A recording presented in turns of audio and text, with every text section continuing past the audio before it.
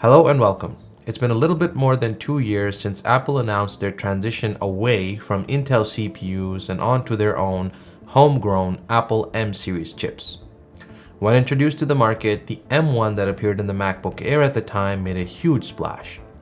Followed approximately 18 months later by the M2 powered MacBook Air, Apple continues to push the envelope in so many areas like no other. And of course, the rumor mill is always hot and rampant with speculation about the next thing from the fruit named company. One of these rumors has been a larger version of the MacBook Air.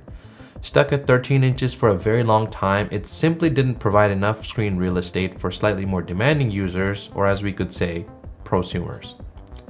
It carved out quite a niche for itself and became the go-to choice for many as an everyday laptop and computing device. With the exception of gaming, there is not much that a MacBook Air cannot do. Gone are the days of macOS where compatibility and software availability were serious concerns. Even though it's been a short 2 years in this transition, most of the major software are already available natively or through seamless translation layers.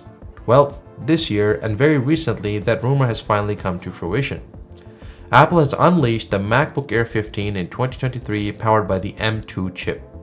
I have here today the MacBook Air 15, and here are my thoughts after about 10 days of daily usage for work, media consumption, and nearly everything in between.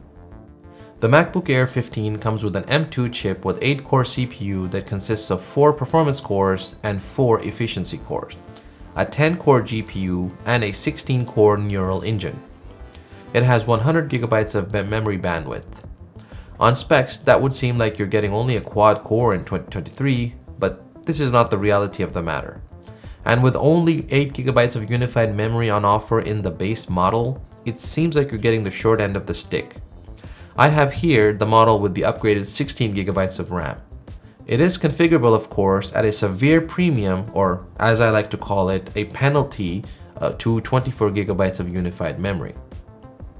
But don't worry, even for power users such as myself, you'll not notice any lagging or skipping a beat. The M2 is so capable that it almost feels like voodoo what Apple has been able to achieve with their M series. By comparison, x86 and x64 architectures from Intel and AMD seem like dinosaurs. As for display, the MacBook Air 15 boasts a 15.3-inch 2880 by 1864 native resolution IPS liquid retina display with 224 pixels per inch and 500 nits of brightness with full DCI-P3 color gamut coverage. This display has to be seen to be believed. Apple has always given top priority to displays, and the MacBook Air 15 is no exception. The display is simply stunning, very sharp, more than bright enough, and a pleasure to use. The glossy finish may not be for everyone, but Apple has been doing glossy displays for better pop and color saturation for decades. The only complaint that I would have about the display is rather a software limitation, and that would be that you cannot adjust the resolution higher than an equivalent of 1920 by 1080 without resorting to third-party software. And I guess to differentiate than for any other reason, the maximum scaling you can apply nets you a resolution of 1920 by 1243. What an odd resolution choice. The most remarkable spec is the claim of the 66.5 watt-hour battery delivering 15 to 18 hours of usage. I don't know how Apple got those numbers, but in my heavy developer workflow, I saw consistently a full 8-hour workday away from the wall and unplugged with ease. And most days I ended with 20 to 30% battery remaining. I'm not sure what Apple is doing here, but PC manufacturers, Microsoft, and Windows need to take note.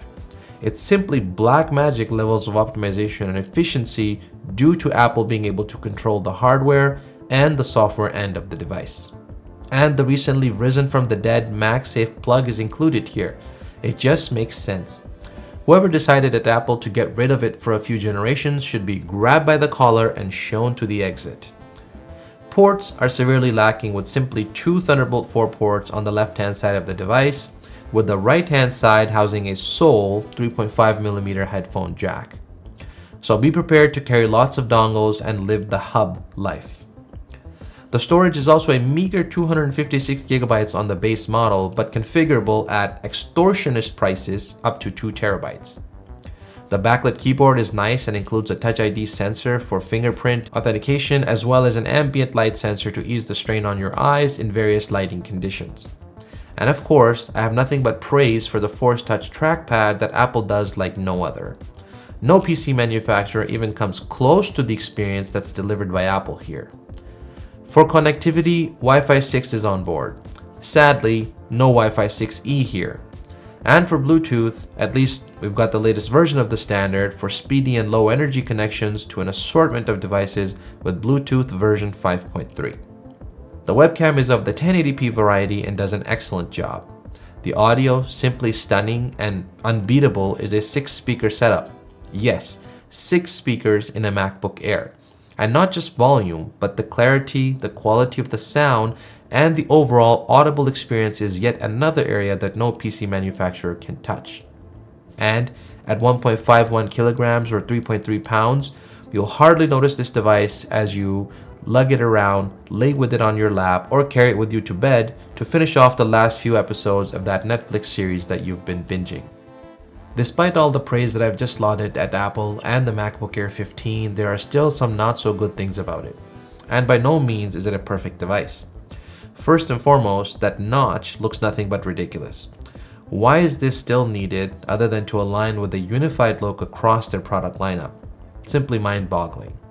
There have been rumors that it was meant to be for Face ID but was dropped or cancelled at the last minute, but the notch cutout made its way into manufacturing, so it could not be undone. Initially, I was inclined to give some credence to this rumor, but now after the second iteration of the Apple M series chip and the totally redesigned MacBook Air and MacBook Pro products, I'm not sure what's going on. The next issue. Why does Apple still feel that they should neglect essential ports such as HDMI on the MacBook Air? Even if it was of the mini HDMI variety, it would be better than having to find the right dongle and cable combination to work in a pinch. Next, why still the obsession with thinness? A thicker device would afford more full-size ports, including a full-size UHS 2 or higher SD card reader. And then, why, despite having 2 Thunderbolt 4 ports on the MacBook Air 15, can you only connect to one external display, albeit at up to 6K resolution? This seems like an artificial limitation imposed so that Apple can drive consumers to the more expensive MacBook Pro. Even sub $1,000 PC laptops can connect to multiple displays without issue. And this is all considering that the base price of the MacBook Air 15 starts at $1,299 US or 1,750 Canadian dollars. And with that, Apple gives you a measly 8 gigabytes of RAM and 256 gigabytes of storage. In the digital era, most people have the same specs on their mobile phone. So to do this is a great injustice. The last but not least, the price of the upgrades. $250 Canadian for an extra 8 GB of RAM or $500 Canadian to bump up to the 24 GB of maximum RAM possible on this device. And of course, the prices of storage upgrades is nothing shy of highway robbery. An extra 256 GB of storage will cost you 250 Canadian dollars all the way up to 2 terabytes. Considering the price of these upgrades to max out the RAM and storage, you can nearly buy another MacBook Air base model for the same price. Premium and markup is one thing, but there's a reason that Apple is one of the richest companies on the planet. At these prices, you're paying for the laptop twice over, only to have the maximum specs so that it may actually last a few years. And with the increasing pace of innovation once again, the lifespan of these products is only getting shorter. Then, the fact that almost nothing is upgradable after you purchase or user serviceable is itself a form of monopoly. When most PC laptops can be opened with a few screws and a plethora of upgrades at the owner's fingertips, I don't see why Apple is not able to provide this same type of experience. It certainly isn't because it's beyond their means to do so. So then, is the MacBook Air 15 worth it? Well, it depends on what you're doing, how much you love the Apple ecosystem, are you a Mac user or switching from Windows, and a variety of other factors. But the short answer would be yes, with a big caveat. That being that if you are able to, get the base model or wait a short while and get it refurbished from Apple and get yourself some free upgrades for the same price as retail. Or if you don't need the latest and greatest, the M1 MacBook Air 13 is still available directly from Apple and in many retail stores. Alright, that'll about wrap this up. I hope you enjoyed this review. Please like and share this video on your social media and subscribe to stay up to date for more content like this in the coming weeks and months. Thanks for watching. See you in the next one.